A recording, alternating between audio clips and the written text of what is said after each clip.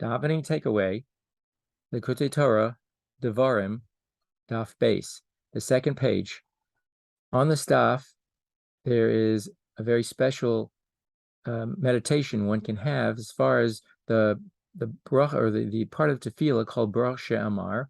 Baruch She'amar is a special bracha. It's actually explained that this is a blessing that we incorporated into davening, because this blessing actually fell from heaven, and we take it and we apply it.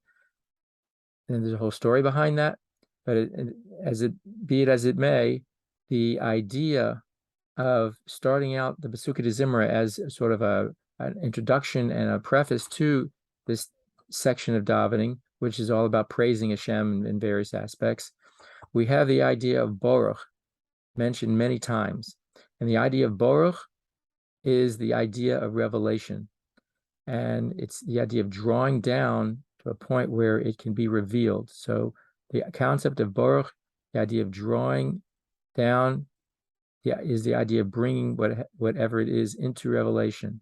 And so we see that when we start out and we say Baruch She'amar v'haya ha'olam, that the idea that Hashem spoke and said, and then the world came into being, that aspect is then brought down into aspect of revelation, meaning that we think about this and realize, and our heart actually feels the excitement that every single moment Hashem is bringing everything into existence from nothing, not just simply revealing that which is hidden, but actually bringing something from its essential nothing state, non-status state, into being as we see it.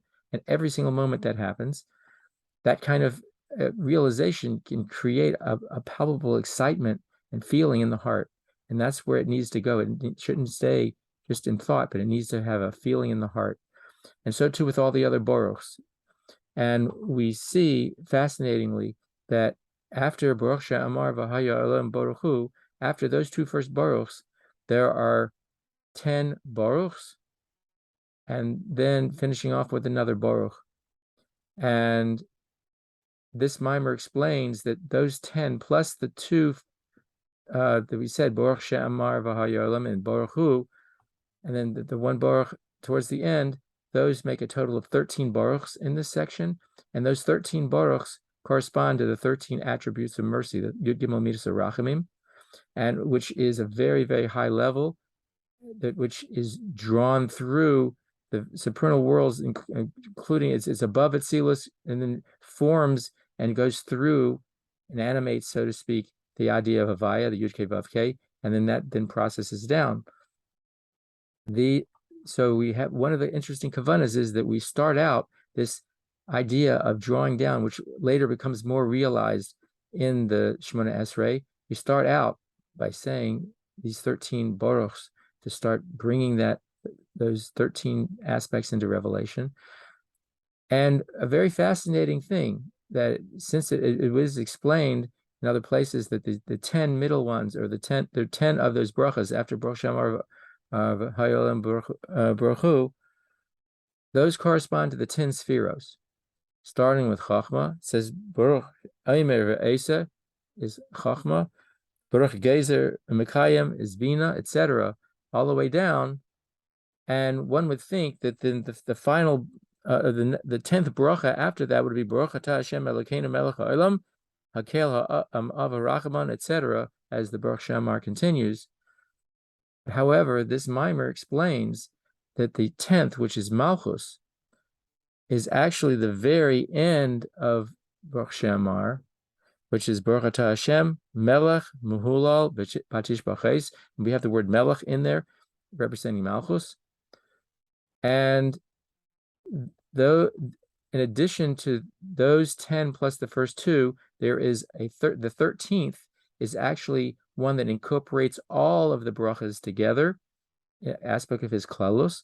And this mimer explains that 13th one that includes everything is not the very end, as we said, is Baruch Atah Hashem Melech Mehulav Patish B'ches, but that 13th one is the one where it starts out with Baruch. It says the Baruch Atah Hashem, and then it continues on that it says, oh, excuse me, Baruch atah Hashem Elokeinu melech ha'olam hakel avarachman. That bracha that starts out the so-called blessing part of this section, that one represents it all as an all-inclusive one. Why? Because it doesn't stop with Baruch atah Hashem, but it continues on Elokeinu melech ha'olam, and as explained in previous davening takeaways, that series of words represents a revelation from the highest level through all the processes to the point where it comes not just is revealed in us as being Elokeinu, but then it says Melech HaOlam, the King Hashem becomes the ruler of the entire world, that the world now, as the world feels separate and whatnot, you can now get a revelation of Hashem in it and then be united with Hashem. That statement is an all-inclusive idea of what these baruchs represent. And so, fascinatingly, the 10 spheros, the 10th, which is Malchus, is the very end. And the all-inclusive one, the 13th one, is actually the Baruch atah Hashem Elokeinu melech ha'olam, which comes before that. Hope that was understood. Think about that for a little bit. There's a lot to be thought about.